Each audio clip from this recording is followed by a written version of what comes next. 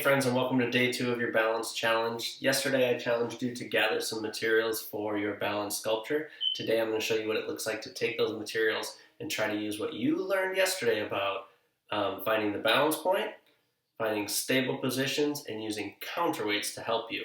So take a second to pause the video and think about what you learned about counterweights and the balance point first. Great. Now that you've paused that video and thought about what you needed to do and what you learned yesterday, think about that and how scientists use what they know to do trial and error to design a stable balanced sculpture. So if you remember, I gathered marshmallows, a toothpick, chopsticks, and some clips that I'm hoping will work as counterweights. So I wanted to use a marshmallow as the center of my sculpture, and your challenge today is to build a sculpture that will use counterweights to keep an object balanced on its balance point. So I was going to up my challenge just a little bit. I'm going to actually insert my toothpick into the marshmallow, and I'm going to see if I can get it to balance on top of my finger, on top of the toothpick. So if I try it here without using the counterweights or anything yet, you'll probably notice, and you knew that was going to happen, didn't you? You noticed that I cannot get it to balance on the tip of that toothpick. What I'm noticing is all the weight is up above the balance point. So instead, what I'm going to use is I'm going to take some of my materials that I've gathered, and I'm going to try to use these and the counterweights to keep this marshmallow in a stable position on top of my finger. So what I thought might work is I'm going to insert these chopsticks into the side of my marshmallow, and then I'm going to hang my counterweights from the ends of the chopsticks.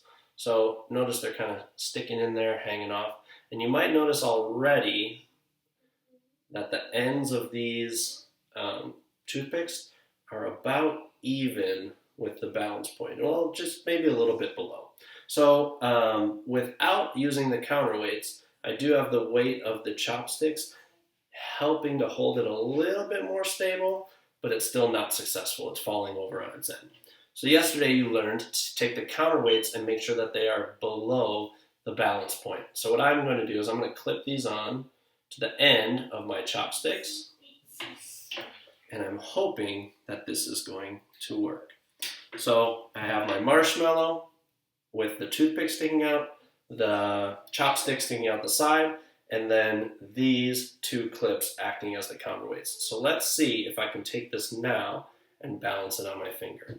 Notice where the balance point is, where the counterweights are, and then they're below that balance point. Make a prediction now. Do you think this will work? Let's see. Oh, it's falling apart just a little bit. Let's see if I can adjust. As scientists, I have to notice it looks like this one's hanging out. So I'm going to try to re-secure that just a little bit. As scientists, you're going to have to work hard and notice what you're seeing with each trial to make it a little bit better each time. Let's see if I can get it this time. Oh, it looks like this toothpick is not as sturdy in the middle as I thought. The counterweights seem to be working well, but not the toothpick. Let's try one more time.